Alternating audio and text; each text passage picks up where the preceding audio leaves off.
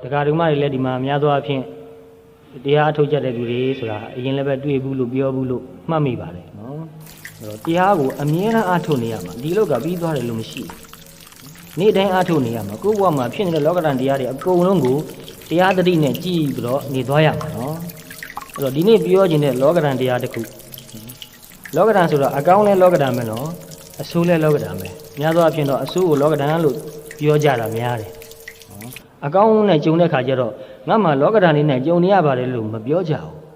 မထင်ဘူးအကောင်းကလောကဓာတ်လို့နော်ဒါပေမဲ့ဒီနေ့ပြောခြင်းတဲ့လောကဓာတ်ကအဆိုးလောကဓာတ်ဖြစ်ပါတယ်နော်အဲ့တော့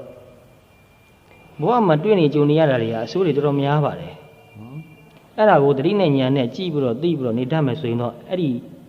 အဆိုးတွေရဲ့ဒဏ်ချက်ကိုခံရတာတက်တာပဲလို့နော်အဲ့တော့ဒီနေ့ပြောခြင်းတဲ့လောကဓာတ်ကလောကဓာတ်၈ပါးတဲ့ကရသောအရသောဆိုတဲ့လောကဓာတ်တရားပါနော်အဲ့တော့အပေါင်းဖော်အချွေရန်ရှိခြင်းနဲ့အပေါင်းဖော်အချွေရန်မရှိခြင်းနော်ဒီအကြောင်းအရာကိုလည်းအရင်လည်းပဲခဏခဏပြောဘူးတယ်နောင်ခါမှာအခုလည်းကြုံနေရပါပြီနော်နောင်တစ်ခေတ်မှာလူတွေတွေးကြုံရမယ့်ဒုက္ခတွေထဲမှာအကြီးဆုံးဒုက္ခကဘာဖြစ်မလဲဆိုတော့အပေါင်းဖော်မရှိခြင်းနော်အချွေရန်မရှိခြင်းလူတွေကကြာလီများလာနေတာလောကကြီးမှာနော်လူဥယျာဉ်များလာတဲ့လောက်လူတွေကပို့ပြီးတော့အဖော်မဲ့တယ်လို့ဖြစ်လာတယ်အပျော်ပါးတွေလည်းပဲအခုခေတ်မှာအင်တာများလာတယ်အဲ့ဒီအပျော်ပါးတွေများလာတဲ့လောက်အဖော်လည်းပို့ပြီးတော့မဲ့လာတယ်အဲ့လိုတွေ့ရတယ်နော်အနောက်နိုင်ငံမှာတော့ဒီလိုအခက်အခဲတွေကိုသူတို့တွေ့ကြုံနေကြတာတော်တော်လေးကြာနေပါပြီအဲ့ဒီအနောက်နိုင်ငံကပညာရှင်တချို့ကလည်းပဲ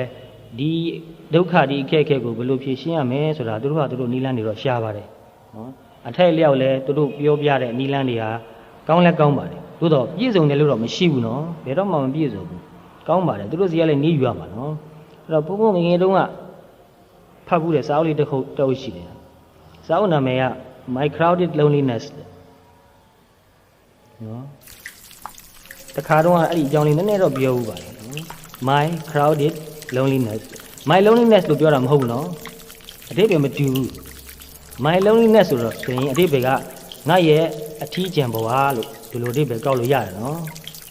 My Crowded Loneliness ဆိုတာကျတော့အတိတ်ပဲဘယ်လိုကောက်လဲလူတွေအများကြီးကြားရမှနေရပြီးမှအထီးကျန်ဖြစ်နေတဲ့ဘဝလို့အတိတ်ပဲပေါက်တယ်အမတန်စဉ်းစားဖို့ကောင်းတယ်နော်လူမရှိလို့အထီးကျန်ဖြစ်တာမဟုတ်ဘူးနော်ကိုယ်အနားမှာဘယ်သူမှမရှိလို့အထီးကျန်ဖြစ်တာမဟုတ်ဘူးကိုယ်အနားမှာလူတွေအများကြီးရှိနေပေမဲ့လည်းပဲကိုယ်အထီးကျန်တကူတည်းအဖော်မဲ့ဖြစ်နေတတ်ပါတယ်နော်အဲ့ဒါကိုတော်တော်လေးစဉ်းစားစေခြင်းတယ်ပြီးတော့အနောက်နိုင်ငံပညာရှင်များပြောတာကိုလည်းပဲထည့်စဉ်းစားစေခြင်းတယ်မြတ်စွာဘုရားဟောတဲ့တတိပဋ္ဌာန်နည်းနဲ့လည်းပဲဒါကိုဘယ်လိုရင်ဆိုင်မလဲဘယ်လိုဖြေရှင်းမလဲဆိုတာကိုစဉ်းစားစေခြင်းတယ်လက်တွေ့နဲ့လှုပ်ကြည့်စေခြင်းတယ်နော်အဲ့တော့အပေါင်းဖော်မဲ့ခြင်းဆိုတာကိုအင်္ဂလိပ်လိုဘယ်လိုပြောမလဲအခုနပြောသလိုပဲနော် loneliness နော်အဖော်မရှိတာတော့ strange but true you can be lonely in a crowd နော်ခုနစကားအဓိပ္ပာယ်အတိုင်းပဲပြောလိုက်ရင်တော့ထူးဆန်းတယ်လို့ထင်ရမယ်နော်လူတွေအများကြီးကြားထဲမှာနေရပေမဲ့သင်ဟာအဖော်မဲ့တဲ့သူဖြစ်နေနိုင်တယ်တဲ့နော်အဲ့တော့ခေါင်းတငင်းငင်းနဲ့တချို့လည်းစဉ်းစားနေကြတယ်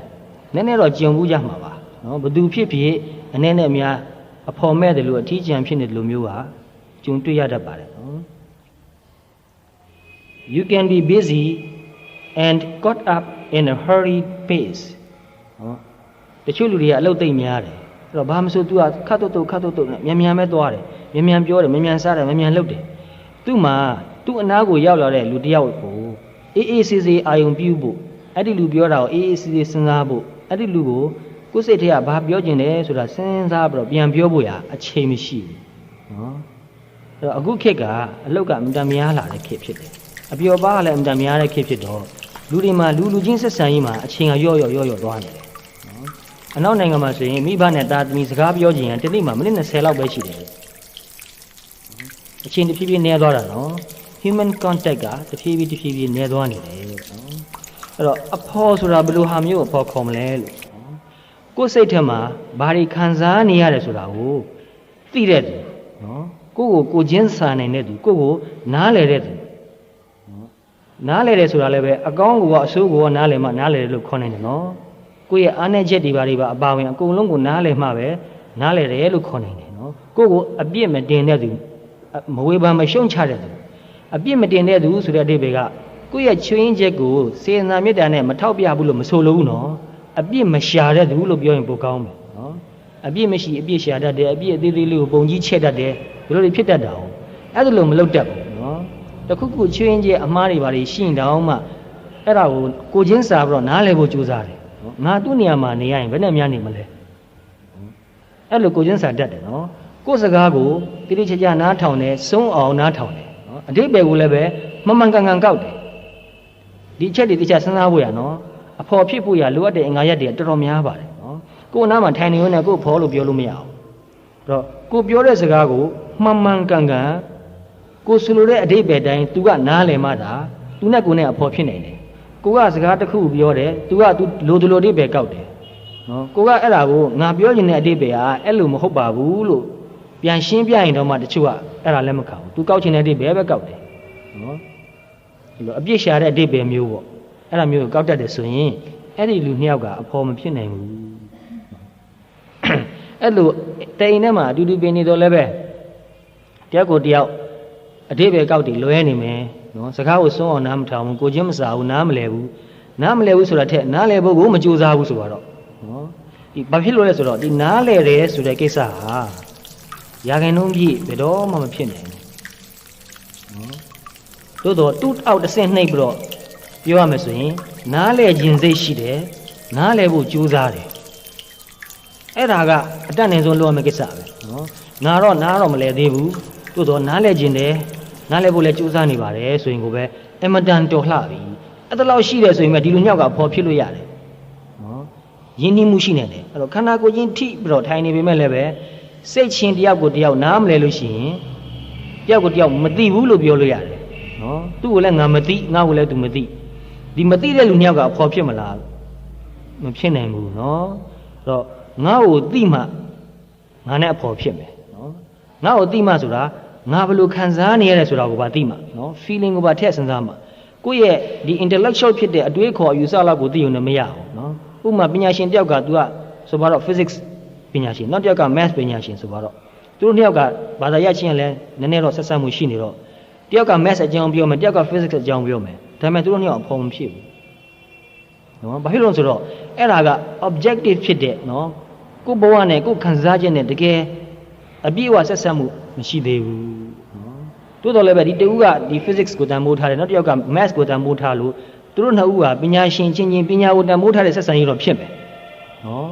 ဒါပေမဲ့အဲ့ဒါလောက်နဲ့မလုံလောက်ဘူးနော်သူ့မှာဝန်နေတဲ့ခါလည်းရှိမယ်နော်ဘယ်သူဖြစ်ဖြစ်တခါတလေဝန်နေတတ်တယ်ဒါပေမဲ့အဲ့ဒါကိုဟန်နဲ့ဖုံးပြီးတော့နေတတ်တယ်ငါဝန်နေတာလူမသိစေရအောင်နော်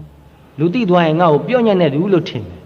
အဲ့တော့ဟာနဲ့နေရတယ်လူတွေတက်တွေ့တဲ့ခါမှာဝန်မနေတဲ့အမူအရာနဲ့ပျော်နေတဲ့အမူအရာမျိုးနဲ့ဟန်လုပ်ပြီးတော့နေတယ်ဟန်လုပ်ပြီးတော့နေရတာတိတ်လုံးလင်းဖြစ်တာပဲနော်ကိုယ်လူမသိအောင်နေရတာ哦နော်အဲ့ဒါလိုပဲကြောက်တာရှိမယ်အားငယ်တာရှိမယ်တချို့ကိုလုတ်ခဲ့တဲ့ကိစ္စတွေထဲမှာကိုဟာကိုပဲပြန်ပြီးတော့ရှေ့ရတဲ့ကိစ္စမျိုးရှိရင်လည်းရှိမယ်မအောင်မြင်ခဲ့တာတွေဘာတွေရှိရင်ရှိမယ်နော်အဲ့ဒါလိုကိုယ်စိတ်ထဲမှာအားငယ်တာစိုးရင်တာကြောက်တာဝန်းနေတာဒါတွေကိုမသိတဲ့သူနားမလဲသူကိုချင်းမစာနိုင်တဲ့လူအဲ့လိုလူနဲ့အဖော်ဖြစ်နိုင်ဘူးအထူးသဖြင့်တအိမ်နဲ့တူတူနေတဲ့လူဆိုရင်ဒါပို့ပြီးတော့အရေးကြီးပါတယ်